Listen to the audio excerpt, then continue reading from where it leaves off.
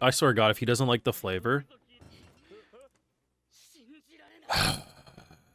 he only likes red tarts, I bet.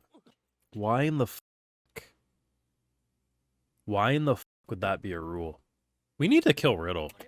You know, sometimes the best thing you can do for your friends is call them out on their bullshit. If you're only ever just a yes man to your friends, they're gonna get themselves into some deep shit sometimes.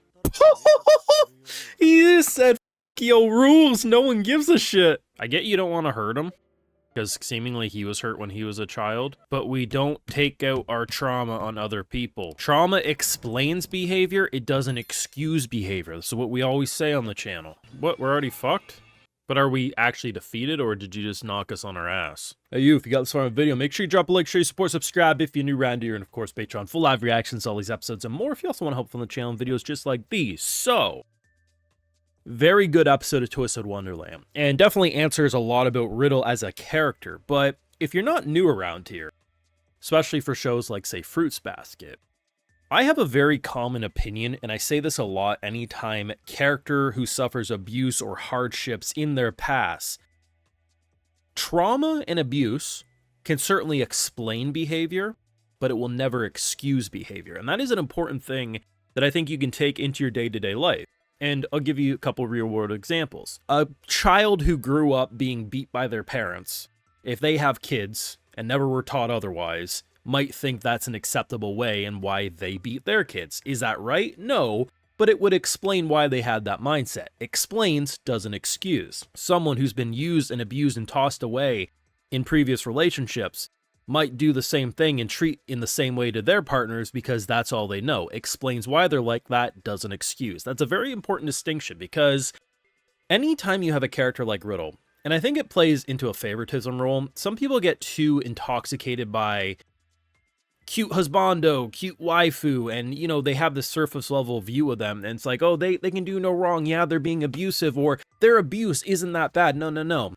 Abuse is abuse, and his strictness to the rules and how much he puts people down because he was raised by a mother who was so strict, I'm surprised didn't shove a stick up his ass in order to follow the rules. Like, I mean, look at this scene in particular, right? You have two friends probably wanting just to play with their pal, and that's the face. If you're not saying he wasn't abused, because even if she never physically hit him, abuse doesn't have to just be physical. Abuse can be mental.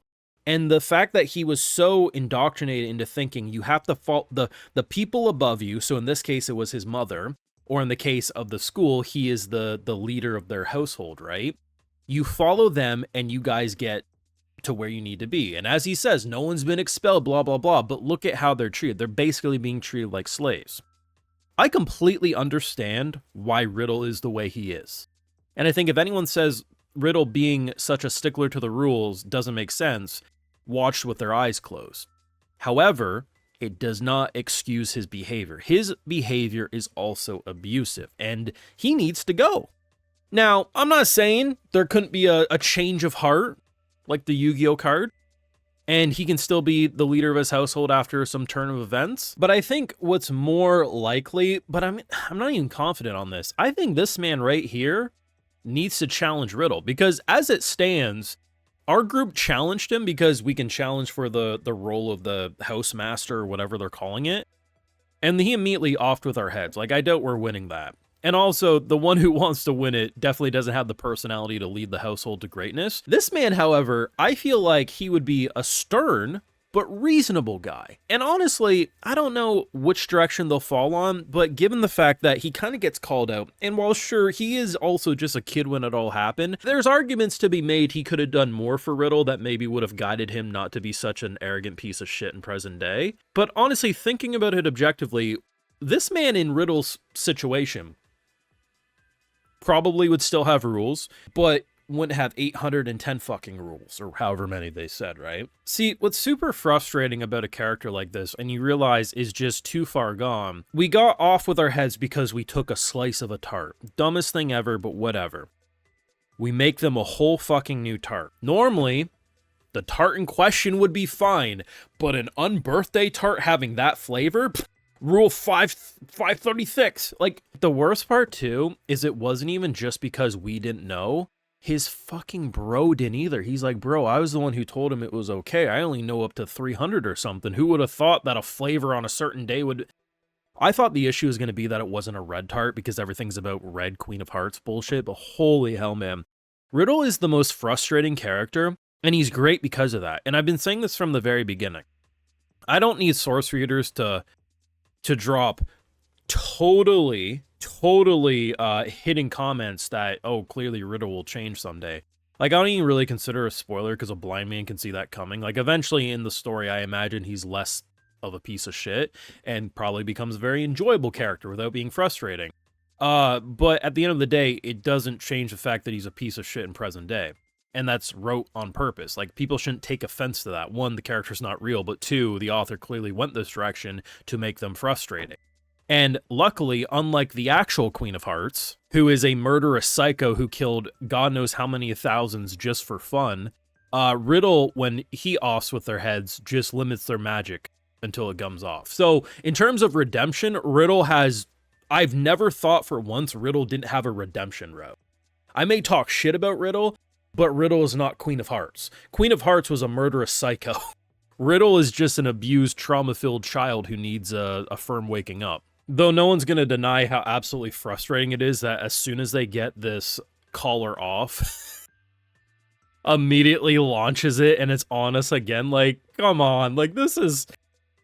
I thought we had at least a couple minutes because the whole thing was like, hey, tea time's scheduled. Do you want me to do anything? And he's all like, no, tea time will be on course. I'll take care of this. I'm generally wondering, though, if we make the fight last long enough, which, granted, the fight could be over here, but then again, even without magic, maybe we can continue it. I wonder if we make tea time happen, like, okay, so like say tea time's at 12 o'clock and the fight's now at 12. Will he get so paranoid because he's breaking his own rules that he then like self-destructs? I don't know. But either way, pretty freaking great episode. I've had a pretty consistent opinion about this show that I doubt it's going to become some amazing masterpiece to me by the end of its first season, potentially in future seasons. But the show started off pretty good, and I think it's getting borderline great by the end of its first season, and for only having 8 episodes for said first season, I don't think it could have done much more. Like, I don't feel like I'm missing out by not having played a game or reading a manga or whatever. And to be honest, given the whole Alice in Wonderland, which is probably one of the least known stories for me personally, I'm having a blast. Like, they're doing a great job, and newbies to Disney and veterans to Disney are all going to collectively probably have a pretty fun time with a pretty solid production value overall. Let me know your feelings down below on this week's episode, and what do you want to see next week? Drop a like, share your support, subscribe if you're new around here. Yes, Patreon for live reactions and exclusives. Like, I also like to give video shows to my patrons who make videos like these possible. All right, so today we got Kevin Cav, Wendy, John Manger, Echo 5257, Corey M, Time of Silver, and Late Night Riddance. I appreciate the support. Please take care, and you have a good one.